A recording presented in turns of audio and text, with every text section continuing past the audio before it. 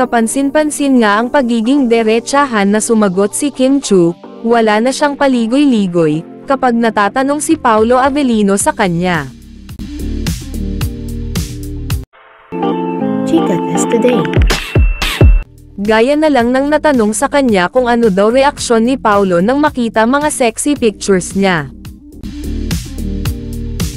Ako pa lang alam kung nakita niya na yung mga pictures online. Ano tingin mo magiging reaction pag nakita mo? You're proud siya. Siguro naman. Sana. Hindi na rin siya nangingiming sabihin, na nagbigay sa kanya ng kilig na mensahe si Paolo, bago ang Tanduay event. Sabi niya, ready ka na ba? Siguro, ready ka na ba? Pero very proud for sure. So, yun, nag-congrats siya and good luck siya kanina. Sana nakapagpahinga daw ako. So, parang supportive naman siya in fairness. Kitang-kita ang saya sa mukha ni Kim, pag si Paolo na pag-uusapan, malinaw na talagang nagmamahal na muli ang aktres, at lubos din siyang minamahal ni Paolo.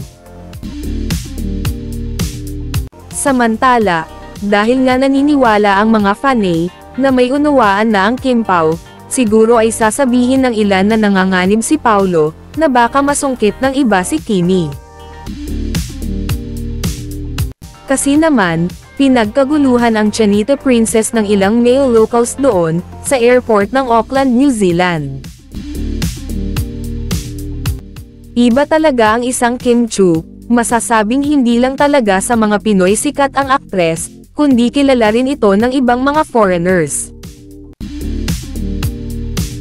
Mapapanood sa video na nagpakuha ng photo op ang dalawang white guy kay Kim, na tuwang-tuwa at napagbigyan sila ng aktres, bukod sa matangkad ang mga ito, may itsura din ang dalawang guy. Panigurado daw marami pang mga New Zealander ang humiling ng photo op kay Kimi, at baka marami din daw magka-interes na pormahan ang actress. Ngunit syempre, naniniwala ang maraming fanay, na puso ni Kim ay nasa Pinas, at yon ay kay Paolo.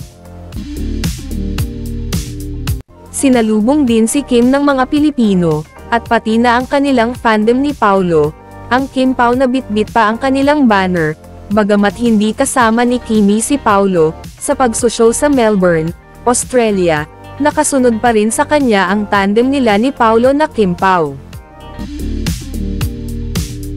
Makikita ang banner ng kanilang love team, at may separate pang banner para kay Paolo, bukod sa sarili niyang banner mula sa kanyang solids.